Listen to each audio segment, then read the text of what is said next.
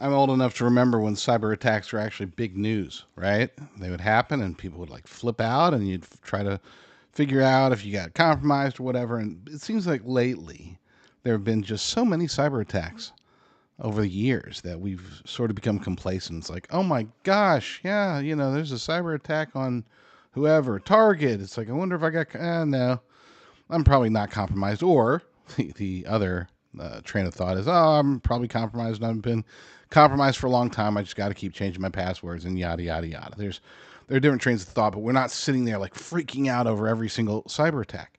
And I agree. I'm not a big fan of freaking out over things that don't seem to really massively impact us, right?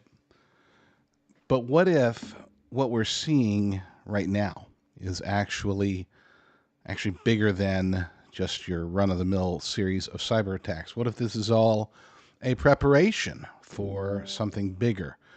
There are steps that we can and should take in order to not just protect ourselves. I'm not talking about just getting malware protection and all that stuff. I'm saying that we need to assume as a society that at some point in the future, whether that's tomorrow or next week or next month or next year or next decade or at some point, that there will be the big one, the massive cyber attack that does change the world.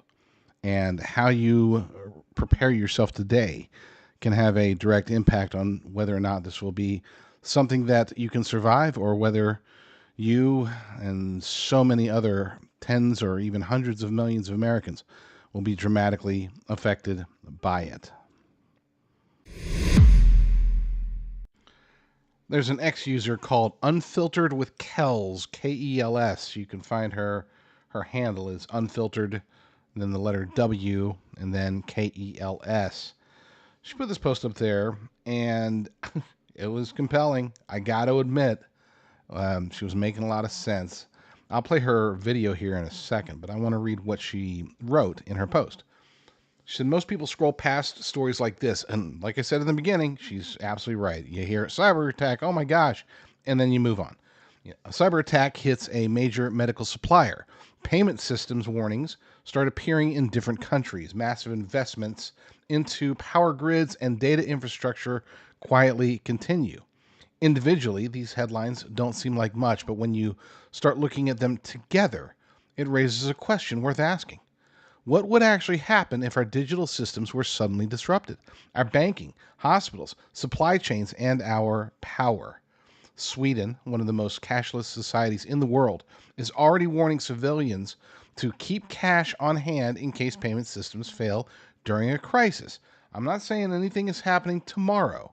Also, BlackRock and Larry Fink have been up to some interesting things these last couple of months. I'm just saying it might be a good time to start paying attention. Well, this is your wake-up call, folks. Let's go ahead and play her post, and then I will give you my insights on the other side. A cyber attack just hit a major U.S. medical company called Stryker Corporation. Stryker manufactures and distributes medical equipment used in hospitals all over the world. Their manufacturing, shipping, and order processing have all been disrupted because of this attack. Now, why am I telling you this? Because there are a couple things about this situation that I feel we should be paying attention to. Our entire economy today is almost completely digital. Payments, banking, supply chains, hospital infrastructure, almost everything that we rely on is connected to digital systems. I also can't ignore that Klaus Schwab once talked about how a large-scale cyber attack could have an impact even bigger than many global crises. Pay insufficient attention to the frightening scenario of a comprehensive cyber attack, which would bring to a complete halt to the power supply, transportation, hospital services, our society as a whole. The COVID-19 crisis would be seen in this respect as a small disturbance in comparison to a major cyber attack. Now, according to some cybersecurity researchers, the reason that Stryker may have been targeted is because the company has business ties connected to Israel. So this isn't just a random attack. But here is something else that I have been looking into this week, because I've always feared that this may happen, and I started noticing this.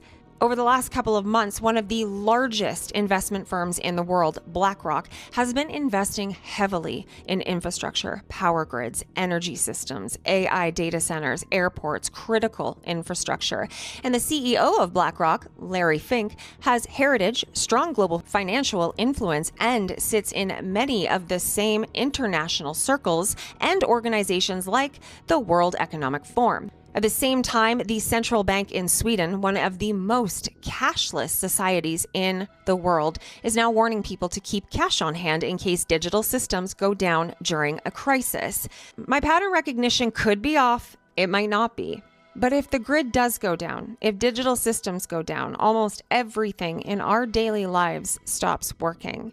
It's better to be prepared than not. I'm not going to say that it's happening tomorrow, but I do think that it is something that people should start paying attention to.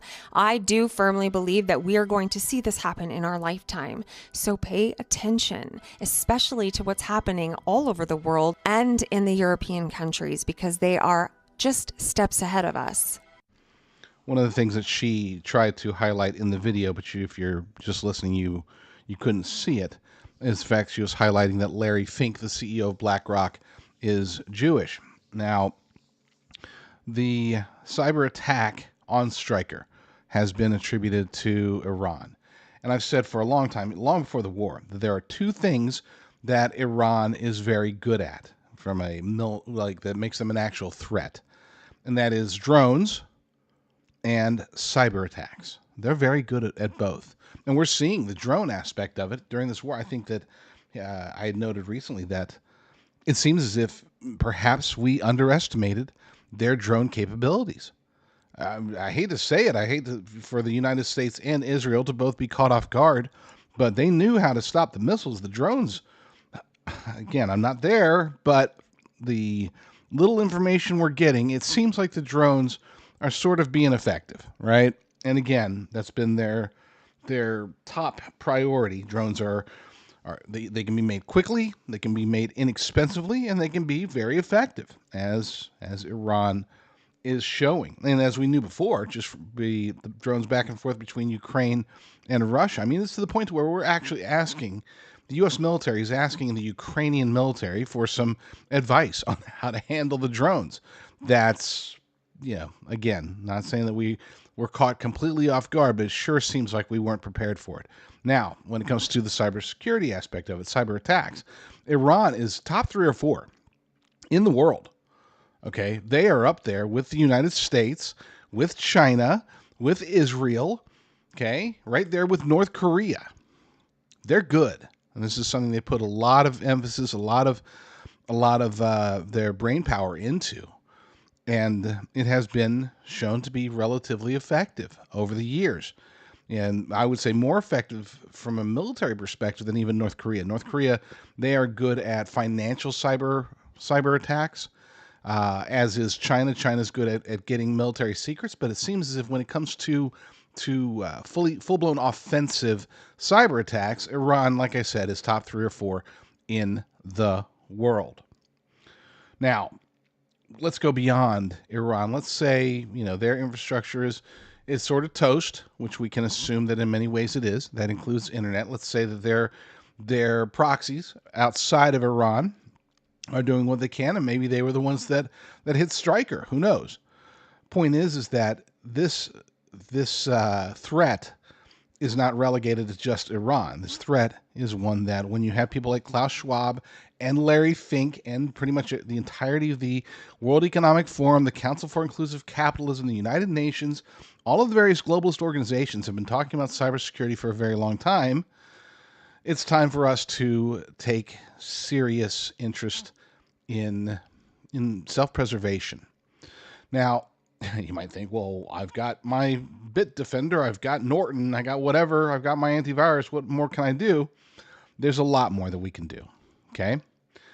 And first and foremost, I know this is going to sound maybe a little off, considering that we're dealing with technology, but I am a firm believer that our Lord and Savior, Jesus Christ, that God, that the Holy Spirit has influence over everything. Just because something's technological doesn't mean it's outside of the realm of the of the faithful or the spiritual, if you will. So, yes, pray. Pray that you and your family are protected. Next, try to isolate yourself as much as possible from the digital world. Now, I'm not saying that you need to go completely off grid, but that's not an awful idea.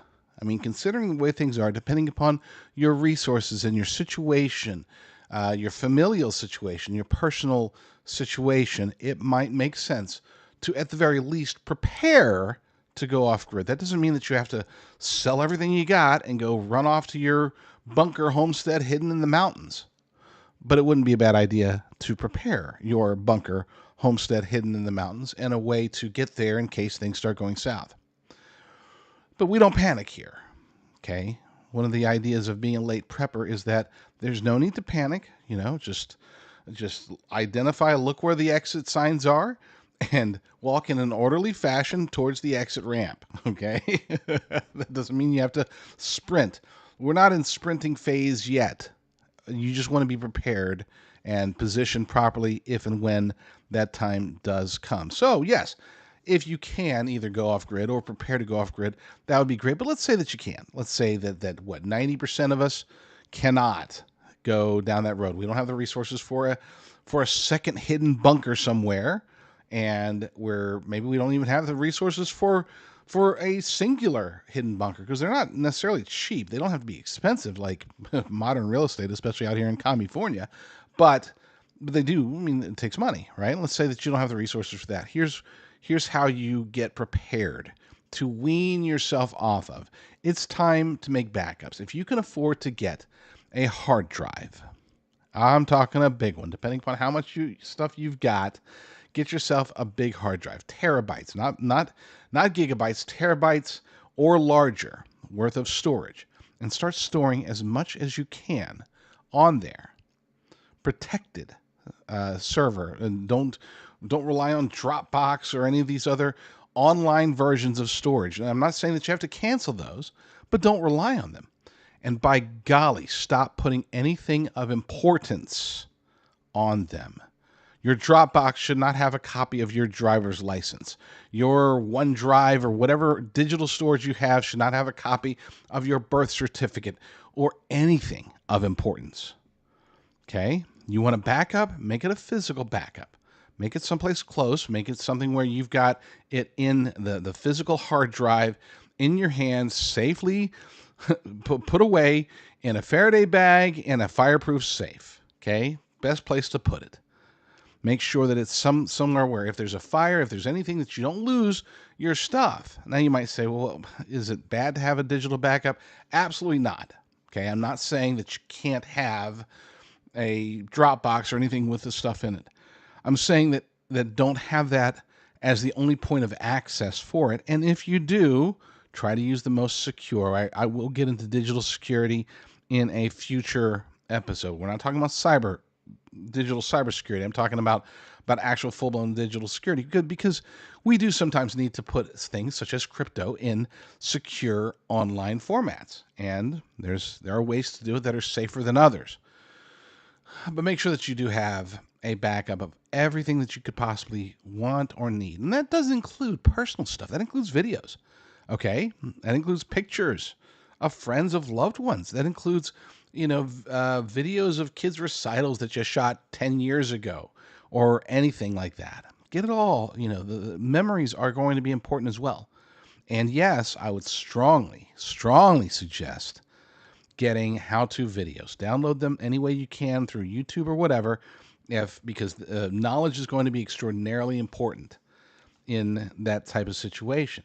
And you don't even have to watch them necessarily now. I've got an entire library of videos that I will watch if and when things go really south. I've got them, of course, secured on a physical hard drive, attached to. I've got my solar chargers. I can watch these videos in the future if we're ever stuck in a bunker or something like that, right?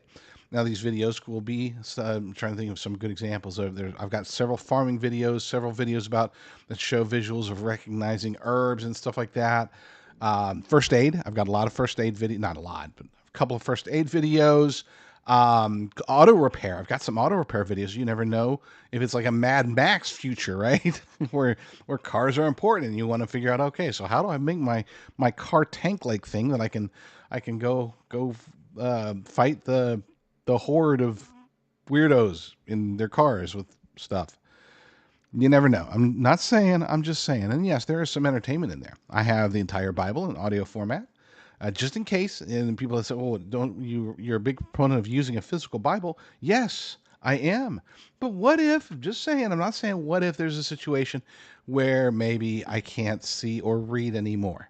Okay, it'd be good to have an audio version of the Bible, and I have that, and it didn't take much time or take up much space to download. Whatever, and you if you get into the mentality, you're going to remember things. You're going to think, oh, this is a good one that I need to take and put into my, we'll call it your prepper digital archive, right? And you're getting it all downloaded and put into safe storage again within a Faraday bag, a hard drive, a large hard drive, Faraday bag inside a safe, and then having backups of the backup, having two copies, not a bad idea either. I'm just saying, someplace where you can put it perhaps in your car in a Faraday bag, and hopefully a fireproof container of some sort within your vehicle, places like that. Start thinking along those lines. So that is how to protect against a digital apocalypse. Because here's the thing, and I should have mentioned this earlier, but the big threat, the big risk when it comes to cyber attacks, it's not that you're going to get hacked, or it's not that you're going to get things stolen from you. It's that the entire internet goes down. And while we might think, well, we've had internet outages before, no, I'm talking about for days, weeks, or months. And if that happens, there will be mass chaos. I cannot express this enough. So many people, I know somebody who I had to ask him one day. I'm like, what would you do if crap hits the fan?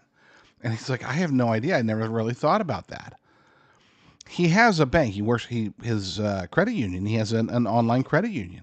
I'm like, where's what's the nearest physical location? And he didn't know. And we went to look it up. And as it turned out, there are no physical locations. This credit union literally is online only. I'm like, holy cow, that seems sort of risky, don't you think? And he's like, yeah, I guess so. So, yeah, if the internet goes down for an extended period of time, there will be mass chaos. Mass chaos, at least in Western society. Things won't be very different in certain societies. Maybe they'll be a little bit different, but because don't forget, almost everything is attached and operates in some form or fashion online. And depending upon what type of online outage it is, if it's an EMP-based one where we don't have access to GPS either, we don't have access to maps, we don't have access to communications. It's not just not being able to check your email or download your crypto or anything like that. It's access to medical records, access to ownership, to property records. A whole bunch of stuff is moved online. And I shouldn't say can, there will be, again, mass chaos if there is such a cyber attack. And that is, by the way, before you think, oh, that's not possible, that is the exact scenario that has been gamed out by the globalists at the World Economic Forum. I forgot what their cybersecurity council thing, but the war game that they played is one where the internet is down for, it was either 2 weeks or 2 months, but they demonstrated that basically there's nothing they can do. I mean, they were like, look, if the internet goes out in Western society for, again, either 2 weeks or 2 months, then there would be a full-blown societal collapse. Because even, you might be like, well, I can go without the internet for a while, and that's a naive way to look at it, because there's a lot of people that just cannot. If they lose access to it, they will start to panic. And if they start to panic, maybe they start to panic towards you or towards your loved ones or towards society. Things start burning, and it's that trigger that launches basically an internal apocalypse. Martial law comes in, but you can't really communicate that, right? Because people they don't know how to activate their hand cranked radios. They don't know where to tune in. Okay. So many people just wouldn't know how to handle a world without digital access. And when I say so many people, I would say at least a quarter I might be being generous. It might be half. There might be a whole bunch of even older people out there that no longer know what it's like to have to pick up a map and actually physically read an actual physical map in their hands. So, yeah, chaos, devastation, ugliness. So that's one thing you can and should do is get everything backed up. The second thing you should do, and this is really the only other thing outside of, you pray, you get your backups onto your hard drive, and then item number 3 is to detach yourself as much as possible from online necessity. That's not to say that, again, I'm not saying that you have to go off grid completely, though that wouldn't be an awful idea, but making sure that you have pathways to accomplish anything that you would need to accomplish if there is a massive cyber attack that takes out the internet. Detach yourself from reliance on the internet. Now, that's easy to say, and it's a lot more complicated than what we're going to cover in today's show. But just as the example that I used earlier, if you have a physical, or if you have let's say a digital credit union or a digital bank or whatever, and everything is digital, find out if things go south, where do you go to pull out your cash, right? Because a lot of people are going to be trying to pull out their cash, and the ATMs are going to be shut down or broken or whatever. So you're going to have to go to a physical location. By that time, the bank run might already be over, and you might not be able to get any of it. But let's say you can. Okay, you still need to know physically where it is. Like I said, it's the friend that I was telling you about. They didn't. It's not like they said right off the bat, "Oh, there are no. I don't know where the nearest one is." It wasn't just that he didn't know. He didn't realize that there were no physical locations. He just, I don't know. I just never had to. So let's go look it up. And we did, and none. Zero. Doesn't exist. Find out where your physical locations are. And find out where everything is, where your medical records are stored, where everything that you have is. Get physical paper copies. I know this sounds crazy. Physical paper copies of every important document that you have. And again, store them. You don't need to store them in a Faraday bag, obviously, but you do need to store them in a fireproof container, and preferably a fireproof portable container within a fireproof non-portable container, like a safety bag within a safe. That way, if things do go very, very south and you got to bug out, you're ready to go. You open up your safe, you grab your firearms, your silver coins, your Bitcoin on the thumb drive, and your hard drive backup, and then your bag with all your physical documents. You throw that in your go bag, and you're out. You're heading towards your bunker in Montana, taking the side roads, of course, with somebody riding shotgun, holding an actual physical shotgun. Yeah, that's the scenario as it should, hopefully, Lord willing, play out. Now, it doesn't always do it the way that we think. As a matter of fact, it never goes the way that we think, but that doesn't mean we shouldn't prepare for such a thing. So I want to be very crystal clear about something. No need to fearmonger. If you can't do any of those things, if you don't want to do any of those things, if it's not practical for you to even try to do those things, don't worry. Don't sweat it. Okay? Again, I've always pointed that if the only true form of preparation that you need is preparation for your soul. If, let's say, things do start to go south, the internet goes out, or some other form of cyber attack takes out the grid, takes out whatever, it takes out everything. In that situation, if you are not physically prepared with everything that you need, as long as your soul's prepared, it's not, you got the basics covered. Does that mean that you're going to avoid suffering? No, you won't. You'll probably suffer. But again, in the whole scheme of things, when you're looking at eternity, what is a few days, weeks, months, or even years of suffering? Seems like a long time to us, but it won't be a long time in eternity. So make sure, above all else, that you have your salvation secured. Believe in Jesus Christ as your Lord and Savior. Get baptized, repent, and live your life transformed, born again.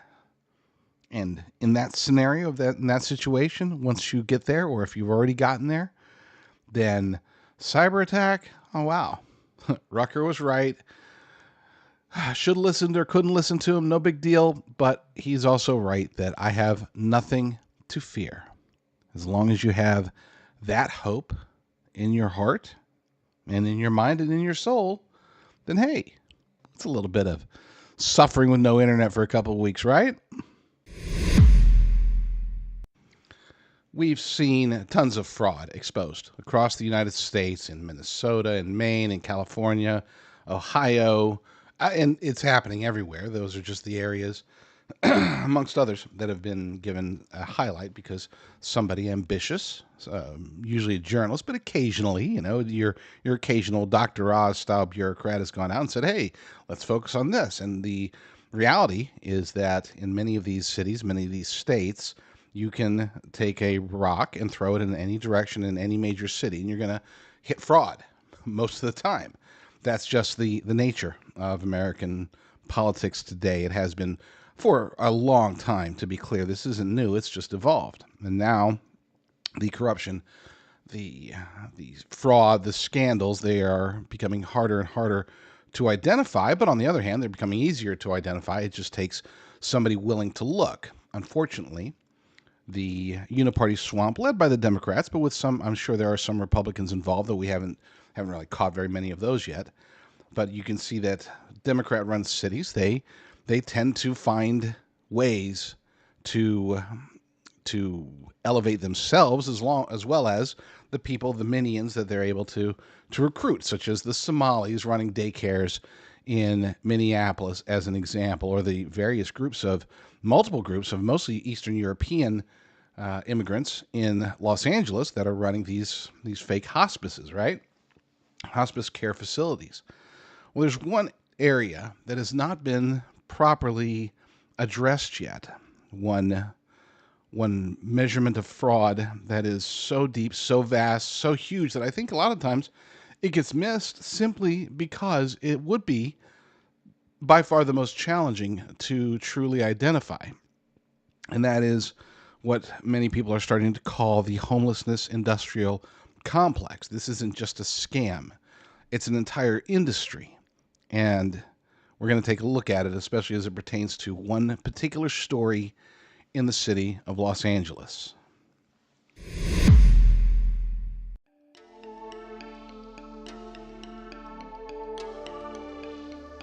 The current food crisis is only going to get worse. Now is the time to secure long-term food you could store at home so you'll never stand in the government's bread lines. Visit jdrucker.com/food. That's jdrucker.com/food. We have this story parked over at patriot.tv.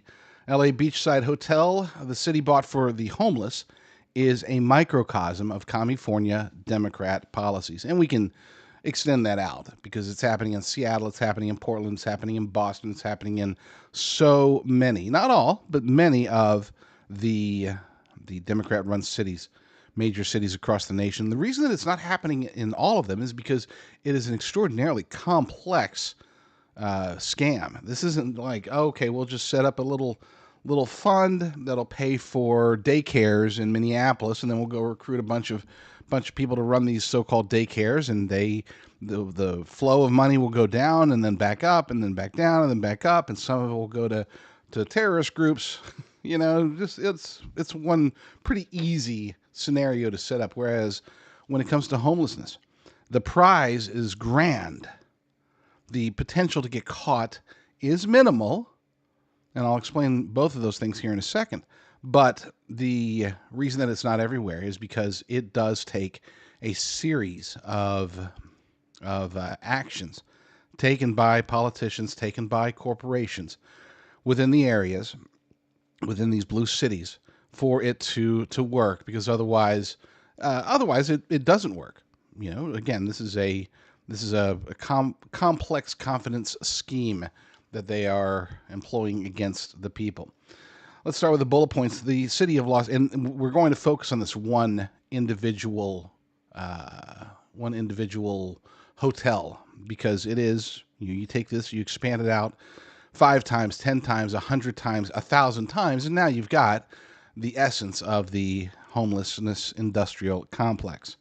The city of Los Angeles bought a former Ramada Inn near Venice Beach in December 2020 for $8 million to provide interim homeless housing. Property housed some individuals temporarily, but it was emptied in October 2022 for conversion to permanent supportive housing. That's okay. All sounds good so far, right? Makes sense. Project delays, including 20 months of permitted and financing gaps, left the building vacant for years. Construction began in October of 2025, expected to be complete by December of this year. The total costs reached approximately $20 million, equating to about $625,000 per room for the 32-unit site. Now let's stop right there. This is one of the reasons why it is so difficult for people to catch, because the amounts are staggering enough that becomes the focus. Okay, this story came from, I believe it was New York Post initially, or California Post as they're calling the California version of it now, which I like. I like how they're doing that. But anyway, the way that, that the story is, oh my gosh, taxpayers are paying $625,000 per unit for homeless people, and right now there's not even any homeless people living there. Okay, but eventually there will be, allegedly, and we'll see if that happens. But that's like, oh my gosh, we could have bought a tiny home and put it somewhere. We could have rented an apartment for like a decade or whatever. However you want to word the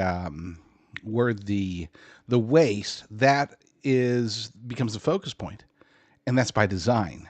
To be clear, this isn't like, let's make it streamlined, let's make it efficient so that nobody notices. No, they want you to notice. They want you, they being the people who are perpetrating the scams, they want you to focus on stories like these, because it's a point of outrage. It's like, okay, well, that's really, really bad. Our leaders are so stupid. And then they can come back and say, well, it's because of this, it's because of that, or they could ignore it altogether.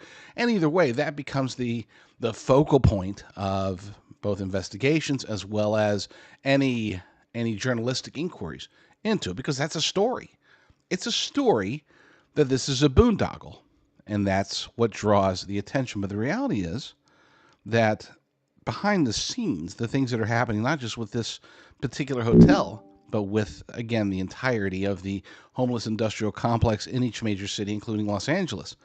What actually is the big fish here to catch would be the taxpayer money being funneled to these various programs that are supposed to do something that is untraceable.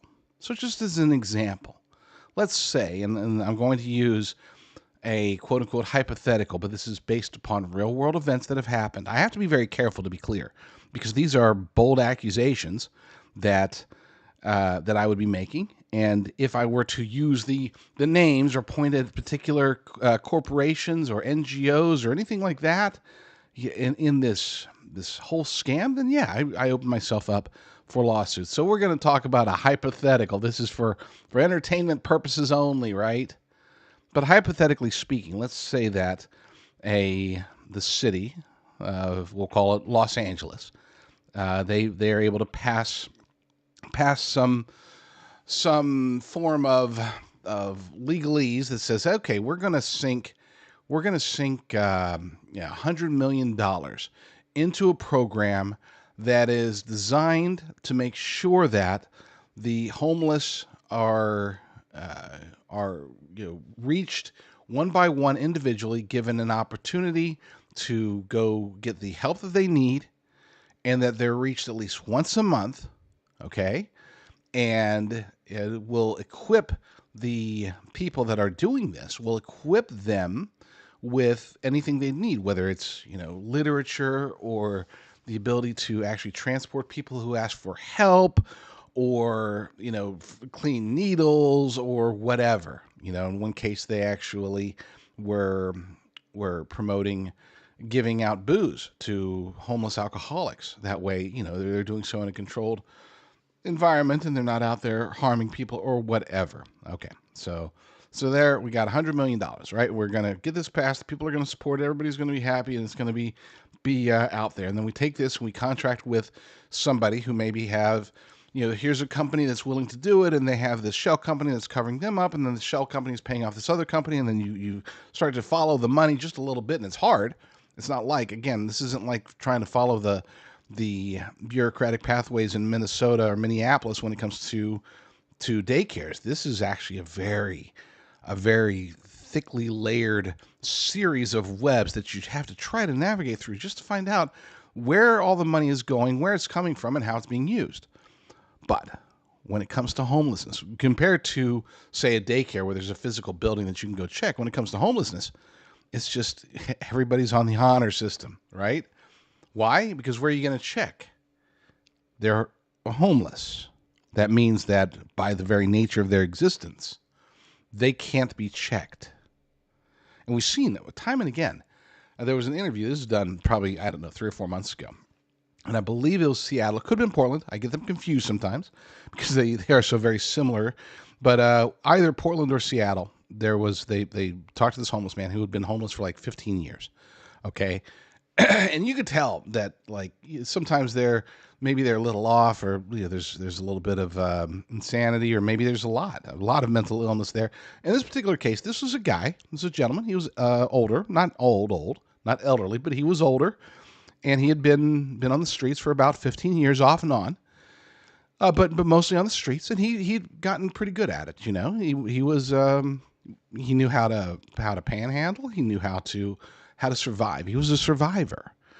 And they told him, this reporter pulled him aside, and they're like, what do you see on a regular basis? You're out here, you're in the streets. Do you get approached by people? Do you get offered help with this, that, or the other? And he's like, no, I think the last time I saw somebody was probably, 3 or 4 years ago, and yada, yada, yada. And they're like, oh, wow, that's really interesting, because by the mandate, they're supposed to be trying to contact you and reach out to you and offer you assistance at least once every 3 months. And he's like, well, no. It's like, I would, in some cases, I'm open to accepting certain types of assistance. I don't want to live out on the street. I would love the opportunity to do this, that, or the other, but nobody ever comes to me. And it's not like I'm hiding. I've been in the same general vicinity for the last 5 or 6 years. And here I am, I'm out in the open. No, nobody's ever, I haven't spoken to anybody. There was a kid a few years ago, like 3 or 4 years ago, that I talked to, but that's about it. They offered me like needles or something, and I declined because I don't do drugs. It's like, okay, well, did you know that they actually spend like $75,000 a year to reach out to you? He's like, why didn't $75,000? What? It's like, yeah, they're supposed to be offering you this, that, or the other. He's like, look, I am right here. Okay. I'm in the heart of the homeless population here in Seattle or Portland, right? I'm out in the open. It's not like I'm hiding anywhere, and I can tell you with a certainty that nobody is coming and asking us if they want to help. Okay, and these were programs that were to the tunes of billions of dollars that were being apparently wasted, because here's a guy, eyewitness, and we see, that's anecdotal, but we see these stories constantly. So where does the money go? Where's the help? Is that to say that every single homeless program is fake? No, not every single one. But if somebody were able to dive deep and really explore this, I bet you they would find, not bet you, I know, they would find that many, if not most, if not nearly all of these programs are not operating in the way that they're supposed to.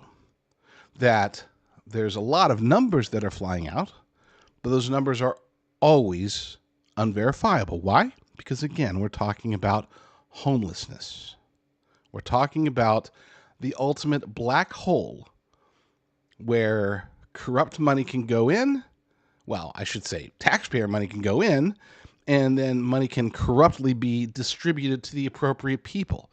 And if everybody's getting paid for it, nobody's going to get caught, because everybody's not just benefiting from it, they're also complicit in it. Once they accept that money, once you have this shell company that takes in the money to operate these things, they have to go out and hire people.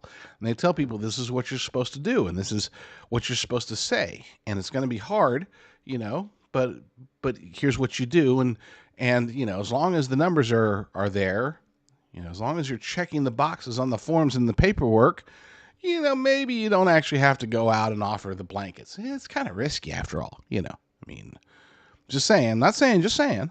And, we'll pay nicely for it. So now the people at the base level, they are tied into this in a potentially illegal, at the very least immoral, but potentially illegal way. And so are the companies. And then so are the, now that money is then being filtered back up through whoever's buddy or cousin or separate vendor or whatever. And then, of course, the money goes back into campaign funds. This is the cycle. And the cycle makes sure that everyone involved is ensnared in some way. They're all benefiting from it in some way, and now they're all ensnared in some way. They can't blow the whistle without getting themselves in trouble. And then you could say, well, but surely they could blow the whistle, because if they blow the whistle, they could do so with immunity, and then they wouldn't be the ones getting in trouble. But guess what? Why would they? Why would they? It's not like they're out there recruiting, the best and the brightest. They're recruiting oftentimes people that are either hoping to get away with something, or people that maybe start off thinking they're going to do the right thing and realizing that it's almost impossible. There was a story, I think it was today, as a matter of fact, story coming out of this person, I believe it was LA, as a matter of fact, where, a longtime homeless advocate was like beaten down with a pipe, why? For passing out blankets or something. I don't know. I didn't read the story. I just saw the headline.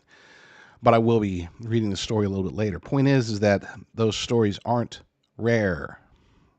That's not uncommon. That end result is, unfortunately, the end result for so many of these things. So how do these corrupt politicians, corrupt bureaucrats, corrupt corporations, and corrupt individuals, how do they avoid getting caught? Because nobody's talking, everybody's on the take, everybody's complicit, and the homeless just don't know any better.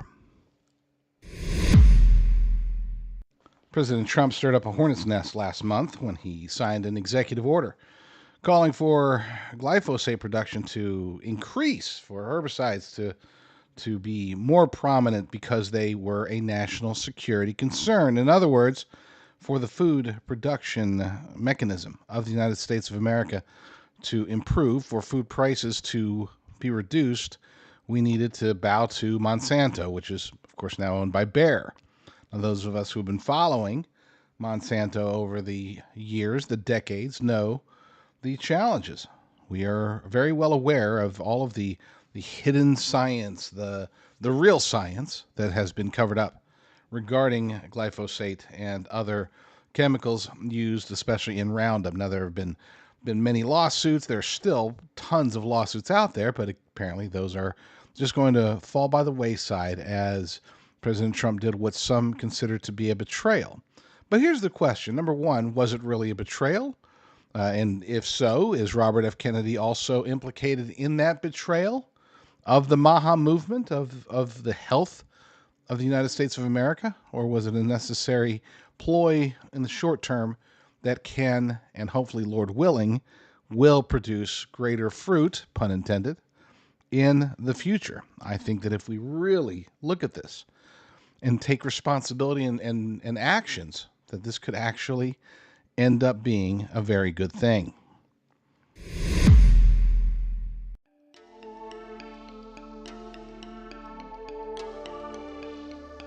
The current food crisis is only going to get worse. Now is the time to secure long-term food you can store at home so you'll never stand in the government's breadlines. Visit jdrucker.com/food. That's jdrucker.com/food. I would say very few, definitely less than half of Americans consider food to be an actual globalism issue. Maybe many of you look at it as something that is really not a huge concern for us here in the United States of America. Sure, food prices are going up, but most of us are eating. We're not starving. We're not going days at a time without access to food. And those who are, they have methods and ways that we can get them fed. It's far from perfect. It can definitely be improved and should be improved amongst churches as well as community organizations. I'm not a huge fan of government getting too involved in, for example, feeding the homeless. They've just never done a very good job of that, especially in blue states, as we've covered in the past, very recent past. But the globalists do consider food to be an extremely important component of their agenda. As a matter of fact, it was Henry Kissinger, the modern day godfather of globalism, who had said at one point, who controls the food supply controls the people. Now, he went on to talk about energy and money, but he started, the premise of his control mechanism was food. And you need to be able to control the people in order to control the continents, in order to control the world. And that is through food. Food is something that, and you can throw water into that mix, as we've learned, especially in many parts of Africa. Food and water are control mechanisms that are practically unbreakable. In other words, if you can prevent the people from having access to food and control that access, then you have total control over the people. There's nothing they can do other than potentially rise up and revolt against you. And in today's world, that is becoming increasingly less likely based upon the technology and the security and all of that stuff. But they do view it as an important component, which is why I was disappointed, admittedly, when President Trump signed the executive order, because this does play into their hands. To be clear, Monsanto, Bayer, Roundup, glyphosate, it all comes down to one thing. We can say it's about the health concerns. We could say it's about whatever. But if you go back to the origins of all of this, the origins of not just the science and the politics, but also the cultural impact of Roundup and glyphosate and the way that it has changed farming in the United States so dramatically. This is a variation of control that is unambiguous. If you're a farmer, you know it. You know that you're under the control of those who are demanding that you either play ball or you risk ending or being ended, essentially. And that's what is so infuriating about this executive order. But then again, I also understand, and it really took listening to Robert F. Kennedy Jr. going around and explaining it to get me to calm down just a notch. And it's not that he said anything that I didn't know. He just reminded me of the position that we're in. If we were to have our way, then by our way, I'm talking about the MAHA movement. If we were to say, you know what, glyphosate, bad, kills people, let's eliminate it, let's outlaw it altogether. If that were to happen, there would be a food collapse. It would be unavoidable here in the United States of America. The only thing that we could possibly do is to start mass importing food, and there are, of course, logistical challenges, not to mention the economic impact of such things. And of course, farms would go under. It would be a tremendous amount of short-term pain that, if not handled correctly, could turn into permanent pain. In other words, it could destroy the United States of America. There is a decent chance of that happening if we were to pull the plug on glyphosate overnight. So the solution, as far as I'm concerned, I even voiced this last month, the solution would be, fine, you say that it's necessary today for the sake of national security, for the sake of food security, for keeping prices at a relatively low amount to avoid hyperinflation of food and to all that stuff. Great. Okay, fine. But accompany it with a separate executive order, or call for the legislation, or do whatever, make a speech, I don't care. And Robert F. Kennedy did some of this, but basically say, yes, we need it now, but our long-term goal and the actions that we're taking will demand that we wean ourselves off of this and turn the United States into an organic and or regenerative farming nation. Through organic farming is good. Regenerative farming is even better. And any of you who have never had, oh my gosh, we get this, we have this out here in California. We have a local market delivery service, right? Relatively inexpensive. Like, it's not much more. We're talking about dollars, not tens or hundreds of dollars. Okay, it's dollars more than if we were to hop in the car and go down to Sprouts or Trader Joe's or any of those places. And obviously, it's more expensive than just going to a regular grocery store. But then, you have to make a choice. Are you willing to poison your kids with ultra processed foods and glyphosate and chemicals and plastics and all that other stuff, or do you want to spend the additional money to get the higher quality stuff? And even the higher quality stuff isn't always perfect. You have to be very careful with that. That's a discussion for another day. Okay? And I know I'm rambling, but bear with me. It's important. We have this service that actually works with regenerative farmers. And the meat, which is almost always, I wouldn't say always, but it's over 50% of the time it's sold out. And we can't get this particular brand of meats that are just fantastic. It's all regenerative, all sustainable, and all those fancy words that are usually associated with leftists. But by golly, if there's one area where they got something right, it is in this regard. It is in going after the food. And I don't think today it really is even a left versus right thing. It comes down to almost really awareness. And therein lies the key to how we can take advantage of President Trump's unfortunate executive order. And whether you can say it's unfortunate that he made it or unfortunate that he had to make it, I don't care about the politics of it. It sucks that it's done and that we are now a glyphosate-focused nation. We have been for a while, but we doubled down on it last month with the executive order, right? Well, now we do have this opportunity. And we have this article over at basedunderground.com that dives into this and I was actually very impressed when I read it. It's like, whoa, hey, somebody, one of my authors is pretty darn aligned with my perspective. I'm not going to read the whole thing. It's a relatively long article, but I do suggest you read it. But I will touch on the bullet points. President Trump recently signed an executive order boosting domestic production of glyphosate-based herbicides, invoking national security concerns. This move has sparked backlash from the Make America Healthy Again, the MAHA movement, and advocates who argue it underscores the urgent need to abandon chemical-dependent agriculture. And that's really, for those who don't know what regenerative farming is, it is farming naturally, I guess, is the easiest way to put it. Not using herbicides, not using hormones, not using anything that is not basically the way that one regenerative farmer explained to me. He said basically anything that wasn't really commonly available to farmers in the 1950s or earlier, that's what we want to do today. We have the science. It's not like we have to go back to the old ways. We have the science to still improve on agriculture without having to improve on it chemically. And that really is what regenerative farming does. And it's not just for the food itself, it's also for the land upon which the food is built. And I'll get into more of that here in a second. MAHA proponents believe the controversy will accelerate public awareness about the health risks associated with glyphosate, including links to cancer and environmental damage.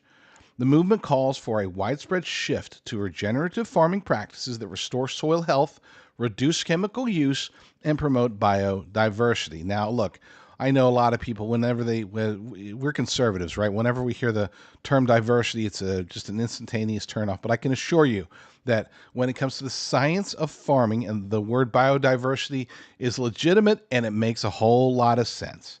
And you could take it all the way back to the Bible, and we will here in a minute to explain that. But back to the article first. Regenerative methods, such as cover cropping and rotational grazing, are highlighted as sustainable alternatives that can maintain or even increase yields without toxins. See, the whole the rise of genetically modified organisms in our foods, right? You can trace this back to the 70s and 80s, and really the green light came from George H.W. Bush. The way that it was pitched to, I don't know if it was pitched to him this way, but the way that it was being pitched to the public and to Congress was that this would allow us to improve crop yields so much that not only will we be able to feed ourselves, we'll be able to feed most of the world. In other words, this was supposed to be, and if for those who weren't around or don't recall the 80s, this is, the we are the world era. This is, we got to feed the starving children in Ethiopia. We got to do this. We got to do that. And righteous causes for sure. But the GMO industry really took advantage of it and said, look, we can make these tomatoes bigger. We can make them grow faster. And we can make them grow in less hospitable areas, all with just a little bit of chemical infusion. We make the seeds, we make them line up with our chemicals. They plant the seeds pop up, we spray our chemicals on them, everybody's happy. The next year they buy more of our seeds, they buy more of our chemicals, we get it all. It's like this one continuous cycle that is impossible to ever break free from. They don't tell you that last part, but that really is where many, many, many of the farmers are at today. They feel trapped. A lot of them would go, if they had just enough of an investment or enough time to be able to make the conversion, because it's challenging. I mean, it basically is a cleansing of the land. And the big agriculture, big food, they make it extremely difficult because all it takes is just one little seed. One seed falls off of their old chemically manufactured and manipulated fruits or vegetables, right? Well, I guess not vegetables, but fruits. It lands, and now it's a quote unquote a Roundup seed, but they didn't buy the Roundup seeds in the following year. So then they get tested, and it's like, holy cow, you got illegal seeds here. We're going to steal your farm. And that's a little bit hyperbole, but you get the idea. That is the concept. They do make it very challenging for farmers to break free. And, I know a lot of people say that Monsanto is pure evil. I think that they are mostly evil.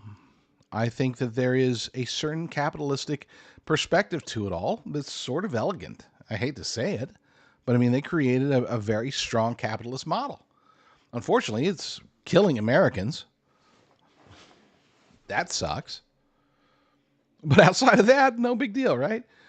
Back to the article. Emphasizing eating real food, MAHA encourages consumers to seek out organically grown, unprocessed products free from synthetic pesticides and additives, which, again, this is an important aspect of what I'm going to be talking about here in a second, which is self-reliance, taking full responsibility. This isn't about, oh my gosh, President Trump said an executive order, so there's no way I can defend my family. Nope, you still can. You really can. Farmers transitioning to regenerative models report improved soil fertility, lower input costs, and healthier livestock, challenging the industrial agriculture paradigm. Again, what they don't note, and the reality of the situation is that, yes, all of this is true, but it does require a massive move. It could require an entire year of zero productivity in order to do the transition right, or it could require further investments. So even though the end result is good, it's not like, well, if that's the case, why doesn't everybody just switch? They could, and they probably would if they had the resources to do so. I would say many, if not most, would. Critics of glyphosate point to mounting evidence from independent studies and court cases showing its potential harm to human health and ecosystems. The executive order is seen by some as a short-term fix for supply chain issues, but MAHA leaders insist long-term health demands a departure from such chemicals. And it really isn't just the MAHA leaders. It's MAHA moms. It's those who don't even care about MAHA at all, but they're just moms and dads and even kids and brothers and sisters and Americans in general who are starting to wake up more and more every day to the dangers of ultra-processed foods, to the dangers of genetically modified organisms, to the dangers of chemically treated foods, microplastics. The list goes on, and it's ugly. And this is where our food system has gone. Imagine if all of this could be fixed. Imagine if we could take today's non-chemical, non-manipulative technology and apply it to purely regenerative / organic farming. And not just farming, we also need to get into livestock and eggs and everything, right? If we just did things the right way, we've got the farmland, okay? Bill Gates has enough farmland to feed the world. Just Bill Gates alone, if he applied his billions rather, to feeding the world, he could. If he just got out of the vaccine industry, you know what? I'm done poisoning everybody. If he just got off of Epstein Island and said, you know what? I'm done with the Russian girls. If he just stopped being an evil depopulationist, he could actually dramatically improve the food situation, not just in the United States, but globally, based upon the amount of resources that he could put together in a very quick amount of time, based upon the amount of land that he already owns. He could do it. Now, of course, he won't, because he's Bill Gates. Very annoyed by him. Sorry. Ongoing education and policy advocacy aim to bridge the gap between current practices and a healthier, more resilient food system. Boom. All right, so we're going to get into a little bit of the Old Testament on this. I know that scares a lot of you, but there is actually a precedence for regenerative farming that goes all the way back to the book of Leviticus. It's called the sabbatical year, the Shemitah, I believe it's pronounced. It was Leviticus 25, verses 3 and 4. 6 years thou shalt sow thy field, and 6 years thou shalt prune thy vineyard, and gather in the fruit thereof. But in the 7th year shall be a Sabbath of rest unto the land, a Sabbath for the Lord. Thou shalt neither sow thy field, nor prune thy vineyard. Now, it's funny because they didn't say, nowhere in the in the Bible does it say that you're supposed to completely stop doing anything at all. You're supposed to like burn the field or anything like that. No. Crops grew. Crops that grew on their own, it's called volunteer growth, they were allowed to grow, and they just couldn't be harvested commercially. They would go to the landowners, to the servants, strangers just walking through, the poor, livestock, of course, and wild animals could use it. Exodus 23:11 says, "But the 7th year thou shalt let it rest and lie still, and the poor of the people may eat. And what they leave, the beasts of the field shall eat." So it wasn't just for the sake of the land, it was also for the sake of the people. But here's the thing, it really was. And they didn't know it at the time. They trusted God, of course, but they didn't understand what we know now. And something that is funny because very few people, for whatever reason, maybe they don't read their Bible, maybe they just don't like, scientists are always very hesitant to associate, oh my gosh, that was just luck, blind luck. They figured that out. But yes, modern science, especially modern soil science, has actually said, you know what? It sort of makes sense if we were to, let the land, rest every 7 years or so. Yeah, funny stuff. Doing so, according to modern science, we already know what the Bible says, but according to modern science, this will prevent soil nutrient depletion. It will allow natural nitrogen recovery. It reduces pests and disease cycles and restores microbial life in the soil. In other words, the biblical command reflects sustainable agriculture thousands of years before modern agronomy. So we've got modern science calling for us to do things better. We've got the Bible that thousands of years ago showed us a way to make things better. Now, what do? Because not all of us are farmers. I'm not a farmer. I'd love to be a farmer. I wish I had a farm, or at least a nice homestead instead of being stuck in California. And maybe someday I will, Lord willing. But maybe you are already doing that. Either way, we still have more control than I think some people like to admit. Now, we can talk about what the MAHA movement is doing, right? And I would suggest learning. How do we expand the knowledge? How do we make anybody we have access to, whether it's friends or neighbors or even volunteering directly with these various offshoots of the MAHA movement, trying to get the word out, trying to pressure companies to head in that direction? It seems to be working. A lot of them are already doing it, right? They're already pushing for less ultra-processed foods, fewer chemicals, fewer preservatives, fewer whatever. Okay, great. Awesome. But that's still, and I'm not going to dwell on that part because, again, that's more for your personal research. What I will dwell on and try to hammer home is the personal responsibility component. I am a humongous fan of sourcing. I want to source all of my food. I love going with my wife to farmers markets. We have to travel pretty far. Okay, it's not far at all, but it's far to me because I don't like to leave. But, we might have to drive 20, 30 minutes to get to the various ones because you have, if you go to farmers markets often, especially if you go to the local ones, you might find that what we found, which is it's the same, almost the same exact people, right?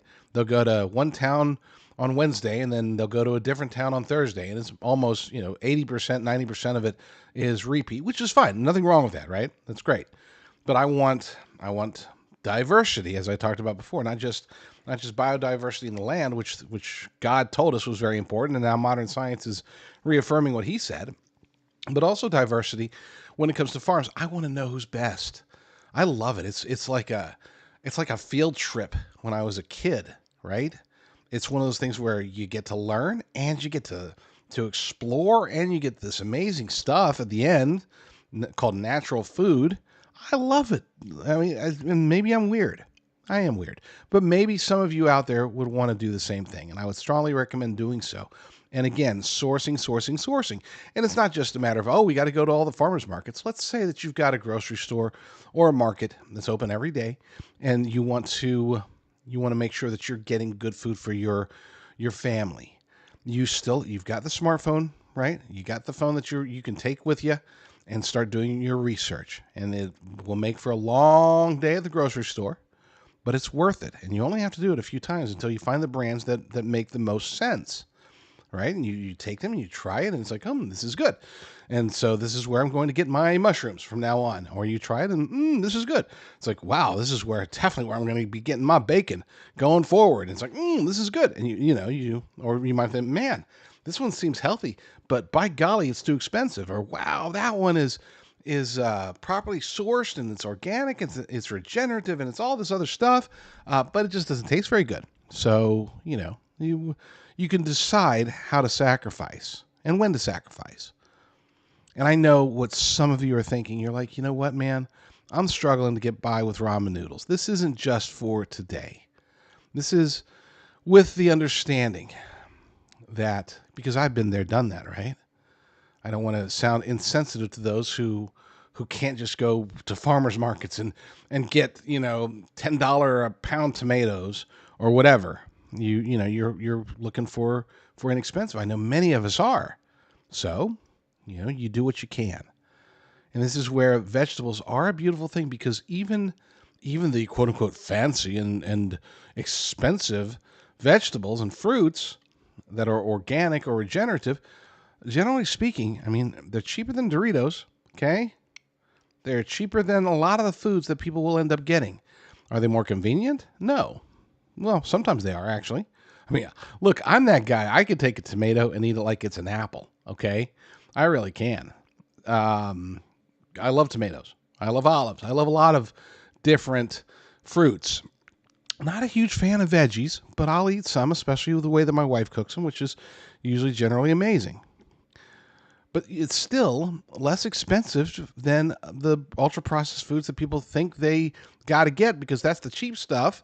It's not necessarily as cheap as, a bag of avocados or something. I don't know. I don't know what the food prices are where you live. I know where we live. I'm very conscious of it. And I know the differences. But again, in most cases, we're not talking about a huge increase in price. Okay? So, like avocados, well, I use that as an example. Avocados that I can get at Sprouts or whatever, generally speaking, are about $2.99 a pound.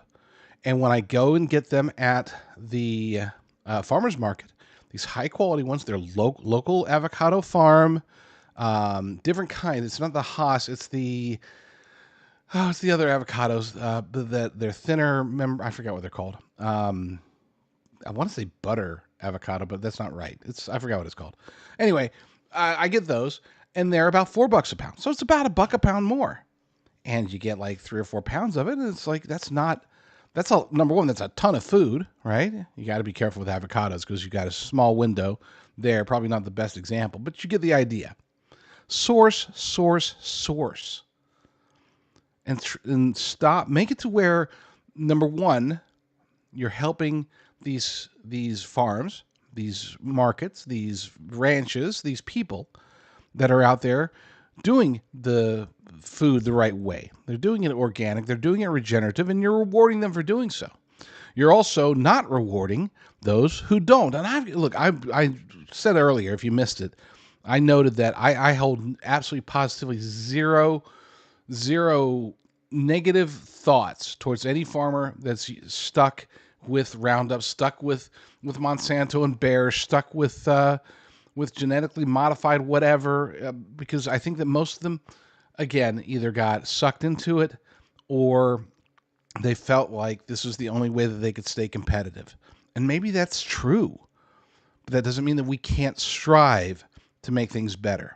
So while President Trump does his thing, which appears to be a negative, but it's opened up again, it's open up, kick the hornet's nest.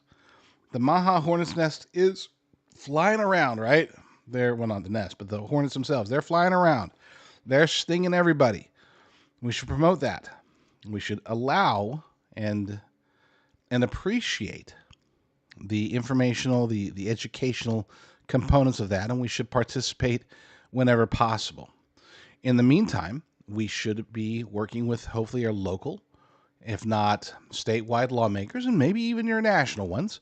We'll see, but at least the local and statewide ones, to try to get them to make it more favorable, grease the wheels, so to speak, for the organic and regenerative farmers out there. And then on a personal level, making sure that we're making good decisions for ourselves, for our family, within our budgets, and making sure that we are doing everything we can to know the source and to reward those who are rewarding us, because they truly are a blessing. You know, I can tell the difference now. I didn't used to. My wife, she could do it very fast. She was able to do it on day one.